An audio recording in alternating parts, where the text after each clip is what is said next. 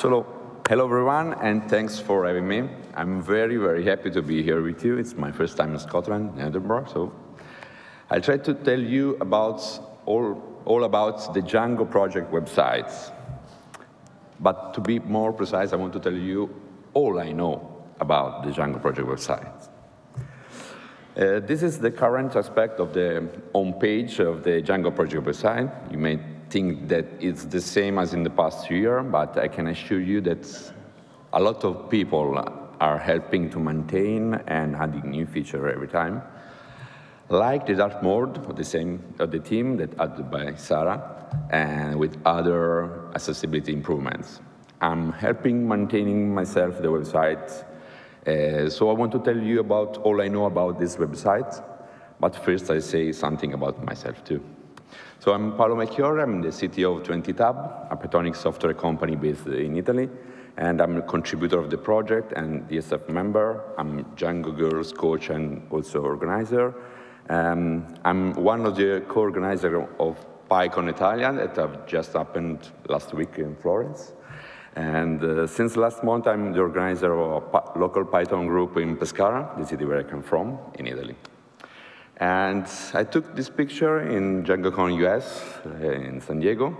And when I was there, I asked everyone to take a picture of me during my talk and share as possible on Twitter or on Mastodon. So I want to ask you the same things, and we'll see how many of this message I reach, more or less than them. So let's go. I'll reshare everyone. So, and now, finally, I want to tell my personal knowledge journey of the Django project website.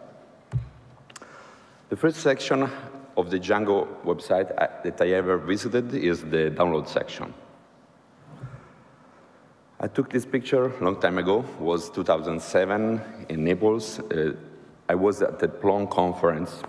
At the time, I was using Zoop, another web framework based on Python. But during the conference, someone, don't remember who, talked to me about Django. So I went to the website to try it and download it. And this was the aspect of the website at that time. It already contained all the information to download Django 096 as a compressed archive, or the development version using subversion, of course. And this is instead the same download page as you can see today. It has a new theme and also contains more information about different versions of Django. And also all the method to download and install as a Python packages. In the same page, there is also an interesting graph with the present and past Django versions. I found it personally very useful to plan project maintenance based on the data of release of the new version. After downloading it, I haven't used Django for the first time. But when I decided to do it a few years later, I went directly in the documentation section to start studying it better. I took this other picture in a group of Zoop developers at EuroPython 2017 in Florence. In that conference, for the first time, I attended in 2 talks about Django. Those talks were presented by Simon Wilson, and the other one was from Tom Christie, that is here. And they inspired me so much that I started studying Django, and I went directly in the documentation section. It was like this. It was very basic, and didn't have any search function or a lot of section, but it already contained the tutorial, and that helped me so much in my first step with Django. And this is the same documentation today with a better theme, clear structure, and you can find more and more contents. You can see a lot of pages like this. You can navigate and read, but there is also some other function that I found very useful and that I want to show with you. The first one is the offline documentation download function.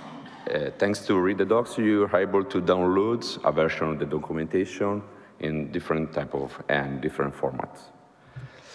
The first one is the HTML version of the documentation as a compressed archive. Personally, I have a copy of this locally every time, and I use when I have a problem with my connection on my computer. The other one is the PDF version here in the documentation reader on my computer. It's very convenient for me to share because it's only one file, and it's also useful to take note on it and also to highlight some part. And finally, the format I found more useful for me is the EPUB version. Here you can see how it appeared in my ebook reader, and I have to admit that I use a lot during my journey for conferences because it's very easy to read when I can't or I don't want to use my computer. Another documentation feature important for me is the full-text search. Today, we have a lot of different features in the search. It's multilingual, it's based on Postgres, it returns clean results without any HTML tags. It also has the word highlights and support web search syntax, like we'll see in a bit how it works. And after using the whole version on this search function, I tried to improve it personally.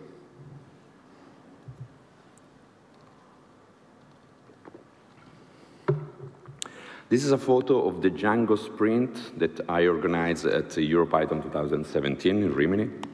I proposed at the time to work on the Django project website, trying to use the full-text search based on Postgres to replace the older ones based on an external search engine. And in the following months after this sprint, I created a pull request, and then someone merged me. And this is what the search function looks like now. You can see an example with all the features in action. We have a French version of the Django documentation. Also, the input is in French. You use some web search syntaxes like exact phrase search and word removal. And we can also see the first implementation of the word highlight in the results. But other than French, currently the Django documentation full-text search engine can potentially support 28 different languages out of the box, thanks to Postgres. This is the complete list. However, only 7 of them have a public translation of documentation at the moment. To select another translation of the documentation, you can use the language menu. That there you can see expanded from the right of the page. It's over the content, but it closes after you select another language. And this is the same menu in the mobile version of the documentation. You can see more clearly all the language you can select. I think this list is long enough, but it can be even longer, counting on how big our community is. We need the help of all of you to translate Django, the Django documentation in many other languages. So please join the Django translation project on Transifex to help to translate the documentation in your language. Here you can see the dashboard, the Transifex, with some metrics of the contribution that usually increase after the release of a Django version, like in the case. Personally, I used the Django documentation in English, but after a bit, I joined the Italian Django translation group to help them to translate the documentation, and finally, we reached the required amount of translated word to be added in the website. And as you can see in the screenshot, the process, other than very interesting, can be funny. So again, please help us to translate the documentation and group with other people with your country to help them. And thanks, Carton, for making this pull request at the time. The bug tracker was the next Django project website section I started using after studying the documentation. You can find it in this subdomain, in which it's hosted a track instance that is an open source project manager and backtrack system written in Django. In this photo, I'm at DjangoCon Europe 2017 with Mark Tamminil and Marcus Oltermann, and they helped me with my very first issue in Django. And other than reviewing my pull requests, they also helped me using the issue tracker. That was not simple at all at the beginning. And this is my first issue I created in Django Backtracker. In the section of the website, you can read instruction on how better use the tracker and how to open an issue. But I suggest to you to read other issue for a while, see how they other use more experience than you, and then try to open an issue on yourself if you have something to put on it. It's the best way to learn how to use it for real, as I did 6 years ago now. And if the backtracker is too complex, it can be. There is another section in the Django website, the dashboard. It contains a lot of, you can use the dashboard subdomain to navigate easier all the issues, to read all the metrics about the Django development status. And it's easier to read. This is only a screenshot of the first part. If you scroll down, you can see more metrics and more information about it. I took this screenshot some days ago, so today the number can be different. And if you want to contribute to the Django project, I suggest to bookmark this web page to your browser to easily read day-by-day information about the status of the Django development. After trying to be a better Django developer and trying to contribute, I also tried to be involved more in the community. So the community section was the next session I visited. And I used this section to find all the Django community resources as different mailing lists, recently the forum, and to be more involved. But there is another part of this page very informative and it's very useful, is the Django RSS feed section. It has been very useful to me to be updated on the Django community and also to find new article and new blog about Django. As you can see, you can expand one section to see the latest item, but you can also add your feed in this section. And I had my blog a few years ago, and I started trying to writing more articles about Django. Other than the community blog and article, you can also read the Django project blog itself. It contains all the events and also the news published since the first Django release. In fact, I found very interesting reading the very first article from the beginning of Django. It helped me a lot to understand how the community born and grow up, and it's very funny to see how things was different at the time. In this page, you can find aside the upcoming events of the Django community, like this DjangoCon Europe or the next in Australia and maybe in US. One of the last section I ever read as a user was the Django Software Foundation page. But fortunately, it contained a lot of very interesting information about the Django and its foundation.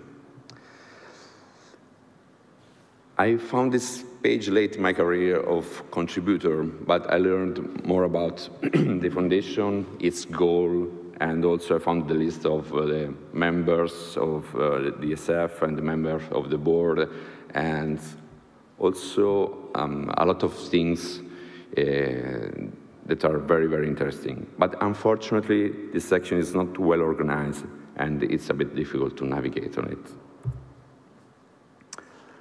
The last section I want to show you is very important for the Django Software Foundation, and Carton showed before, and it's the fundraising section, where you can donate some money to the foundation. In this section, you can find the list of the sponsor, the explanation of how the money will be used, and you also can use this form to make a one-time or a recurring donation. The user experience in this section can be better, as in other website section. Luckily, we are doing something about that. So I took this picture last Friday during the PyCon Italia in Florence, where two of my colleagues, Laura and Virginia, gave a talk about the work we are doing with 70tab on the DjangoProject.com. They are both a user UX and UI designer, and they are helping us analyzing the current situation of the Django website from the point of view of the user experience.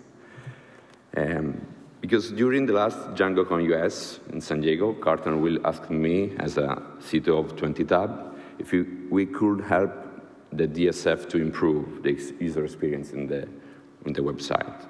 So we were happy to help, and slowly we started to work on that. So our user expert did the analysis in few steps.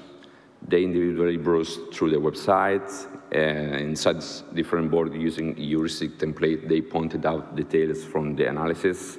They sat together and discussed and compared the score and the details of the analysis. And after that, they highlighted some details that were more relevant so that we can improve the website. And they made a short report with some results. The most prominent issues were related to accessibility. There are disruptions in the navigation flow. Some pages are so deep and hidden into the platform that find that became difficult. So the next step we want to collect is that we want to collect feedback from users, because the best way to improve a user experience is to ask them. So we will do that with surveys, interviews, and collaborating with the community. The first step is just the user survey. So I strongly invite you all to scan these QR codes and briefly answer the survey question. It will only take a few minutes. You can scan now, and then you can compile in a few minutes. And Laura and Virginia made this survey after the analysis work, so they put the interesting question for our point of view. You will find a question on your experience about the website, and also with the donation part, the fundraising we are working on. And your feedback as a Django user will be very, very helpful to us. I also put this same QR code on the desk, so if you don't have time to scan now, or if you want to say to others or take a picture of the QR code to share, you can do that. And now the last photo.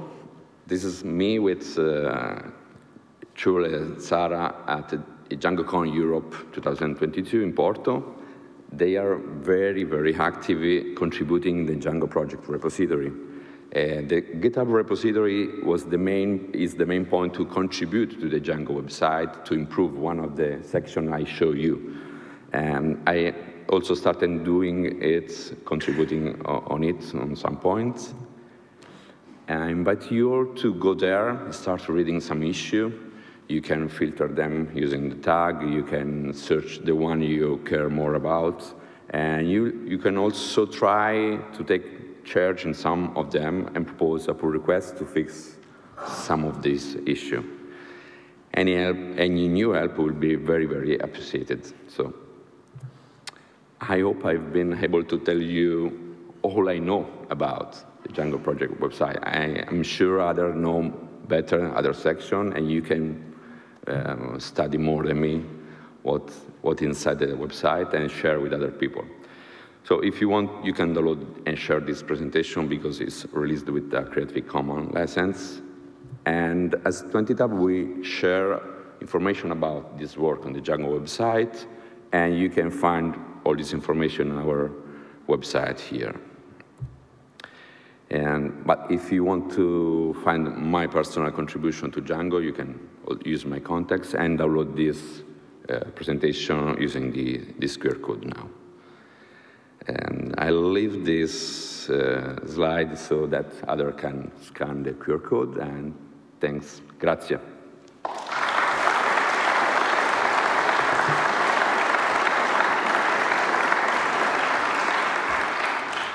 Before going to the question, I want to ask the last favor. I take a picture with you all, so if you can say hi.